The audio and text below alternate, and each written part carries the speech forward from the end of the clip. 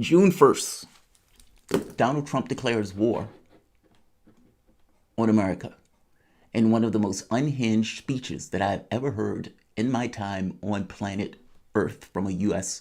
president.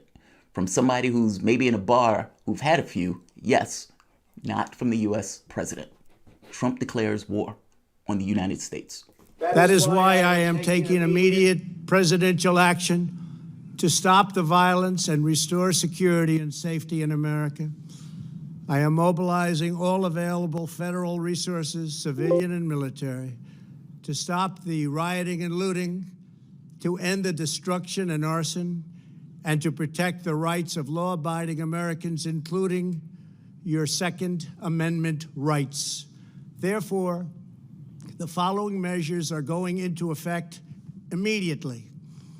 First, we are ending the riots and lawlessness that has spread throughout our country. We will end it now. Today, I have strongly recommended to every governor to deploy the National Guard in sufficient numbers that we dominate the streets. Dominate the streets. We're going to dominate protesters. Those protesters are out there because police were brutal and have been brutal for years, and not having any level of accountability associated with it. And your response to this is, let's allow more, not just cops, but military to basically be on the United States soil. And if the governors don't want it, the president is going to basically try to force it through. Donald Trump then immediately, after making this unhinged speech, walked to the Rose Garden for a stupid-looking photo of a Bible held upside down. Now, in order for him to get to the Rose Garden, to make that stupid-looking photo, Donald Trump had to get rid of protesters who were peacefully assembling outside of the White House. Now, here's the catch. A day before Donald Trump came out and gave that unhinged speech, Donald Trump was hiding in a bunker as Washington went up in flames. D.C., around the corner from the radio station. Things were on fire, to put it mildly. We had correspondents who were there, several of them actually, people who worked at a radio station who live in the area. Now, day after that, Trump hid in a bunker while all of that was taking place. So he needed to come out and show he's a tough guy, that he's not this coward hiding in a bunker. No, that he's the president and he's going to dominate the streets. He's going to dominate the streets. Basically, he looked like an asshole and he wanted to basically take it out on peaceful protesters. The catch here is the people who were out there weren't rioters. They weren't people who were burning shit down or knocking shit over. Those were peaceful protesters standing there holding their signs, docile as can be, basically pedestrians who were not past curfew or anything else. Peaceful protesters, not rioters, not burning anything down, not attacking anybody. Peaceful protesters. Barr unleashed a hell of violence on those peaceful protesters, such as this. Yeah. These guys went from zero to maximum justice in a split second. And to get across that they were peaceful protesters, here's a video of what was taking place just a moment before these cops went ballistic. Black Lives Matter! Black Lives Matter!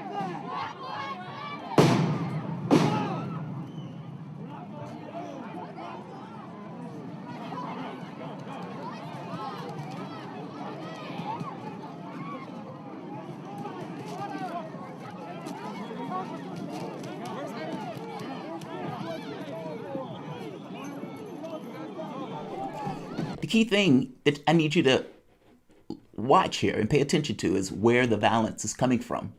The protesters doing what they were supposed to do. They were peaceful. They were behind the lines and all of this other stuff. The violence was coming directly from the cops. Let's keep watching. Wolf, you got people. All right, y'all, on look, your take a screen. look, I'm Don. sure you Hold wanna on. Talk about now. This tear gas is now being fired. You can see what's going on. The police are moving. They're trying to disperse this crowd that is gathered at Lafayette Park. Clearly, they don't want these protesters to be there, even though they were peaceful. They were just screaming a little bit, but they were not endangering anyone. And all of a sudden, tear gas and these protesters now, they're going to presumably run away. And they gassed peaceful protesters. Even the media looking at this saying, well, wow, they weren't doing anything to anybody. Now, again, they did this so Trump can get this stupid looking photo. Peaceful last 15 minutes. Pedestrians. Mounted police have been coming down the street. You're going to see them in the frame now, using flashbangs in front of them and mounted police to clear what has been an entirely peaceful protest. Not 98%, not 99%, but 100% peaceful protest here today. People throwing, there was no throwing of water bottles. There was no throwing of objects. Fox News. Fox News. Now, the point here is, well, I'm sorry, I don't know if that part was Fox News, so I can't say that. But basically, a reporting of what was taking place. And again, we had reporters there. So at the exact same time that this was taking place, I was talking to some of our reporters. And I could hear shots in the background of the video in the Rose Garden as they were clearing those protesters with tear gas and flashbang grenades. And the person texted back, yeah, they're fucking losing it. Basically, the cops at that point had attacked them. Let's keep going. Here's another one where you can basically see what is taking place with Trump, again, doing this entirely as a photo op. Now, Bill Barr, who ordered this, Bill Barr ordered this. And listen to what Bill Barr says, because after Bill Barr orders this, Bill Barr turns around and brazenly and flagrantly just lies. He just lies. It's not even close. Listen to what Bill Barr says here. This is, I'm going to reiterate what he's saying here, because you have to think about what Bill Barr is saying to realize how obscene and ridiculous what he's saying is. I think the president is the head of the executive branch and the chief executive of the nation, and should be able to walk outside the White House and walk across the street to the Church of Presidents. I don't necessarily view that as a political act. I think it was entirely appropriate for him to do. I did not know that he was going to do that until later in the day, after our plans were well underway to move the perimeter. So there was no correlation between our tactical plan of moving the perimeter out by one block and the president's going over to the church. No correlation between the president strolling down the street to the church to get that stupid looking photo op and us deciding to move the perimeter. Those things just so happen to coincide with one another. We weren't talking to each other. We weren't in the vicinity. None of that stuff. No correlation between the two. He's saying this with a straight face. Bill Barr knows that you know he's lying. Bill Barr just doesn't care that you know he's lying. He will get up here and flagrantly say the most ludicrous shit ever. To make this worse, the Park Service comes out and says there was no tear gas being used. Yes, they're arguing that there was no tear gas being used. Right here. They're saying, they don't believe your lying eyes. Even though they were peaceful, don't believe your lying eyes. But they were not endangering That's anyone. Tear gas. And all of a sudden, tear gas and these protesters now, they're going to... Even Wolf Blitzer recognizes what tear gas is. And beyond Wolf Blitzer recognizing what tear gas is, again, we've had several correspondents who was there engaging and talking to the press or to the various people there who the cops did not care about their press badge at all and who basically was gassing the crowd. More apropos, to make this that much clearer, this photo right here shows cops in gas masks before they come out and actually use that gas. Those are gas masks. That's a gas mask. Why is he wearing a gas mask? Because they were going to use, tear gas. They were going to use tear gas. The Park Service argued, and basically, brazenly, don't believe your lying eyes, on Monday, Park Police, along with members of the United States Secret Service and the National Guard, dispersed a large crowd of protesters using what reporters and other witnesses said was tear gas. Minutes later, Donald Trump makes a brief speech in the Rose Garden, in which case he goes out and gives that stupid photo op. At approximately 6:30, this is the Park Service, the United States Park Police, responding to the criticisms of you guys gassed peaceful protesters as they stood there holding signs. How do you justify gassing peaceful protesters and abusing those protesters, peacefully assembling First Amendment rights, just for Trump to get a stupid photo op? Do you believe that's an inappropriate use of force? Is that an inappropriate dispensation of violence against the public? Now, the Park Service, now you heard Bill Barr, totally coincidental that the president strolled to the church and that we distributed or dispersed tear gas in large quantities, not to mention having cops on horseback and whatnot, assault and attack protesters in a violent show of force. At approximately 6:33, violent protesters on H Street Northwest began throwing projectiles, including bricks, frozen water bottles, and caustic liquids. Now, again, correspondence there, this didn't happen. The reporters who was reporting it, this didn't happen. The Park Police, people were violent.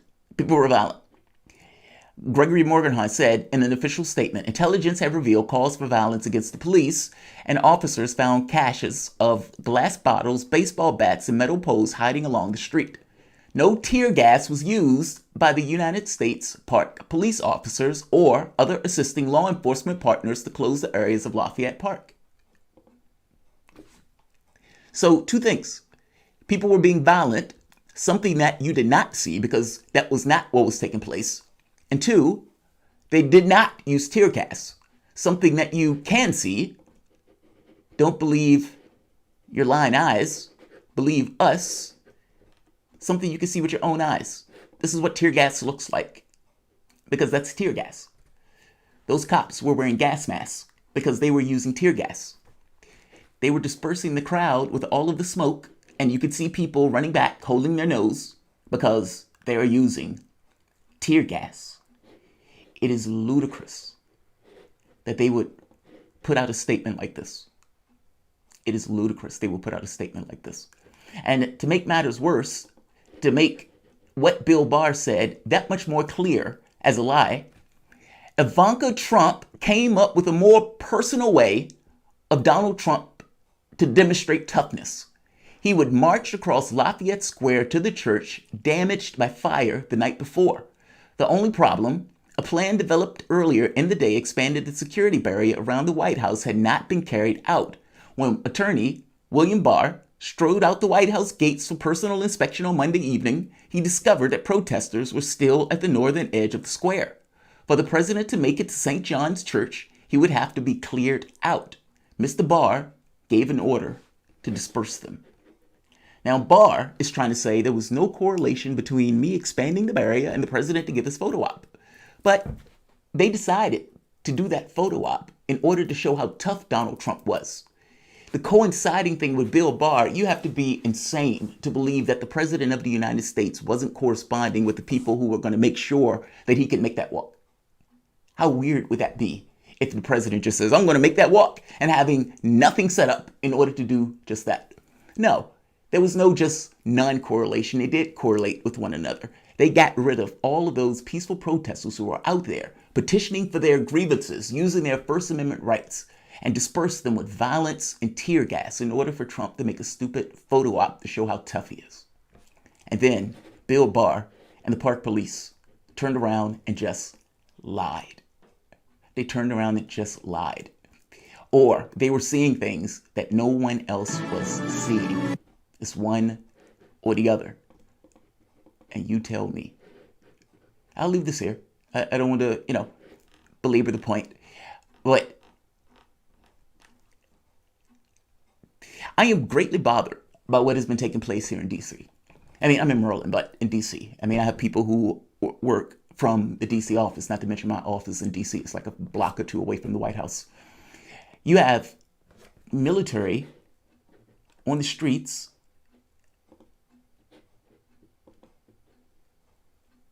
like we're in some kind of dictatorship, some authoritarian government where you can't even, you're not even given privilege to know who's abusing you or who's tear gassing you or who's otherwise dragging you to jail. You can't even get their names because technically they're not police in the way that they have to identify themselves.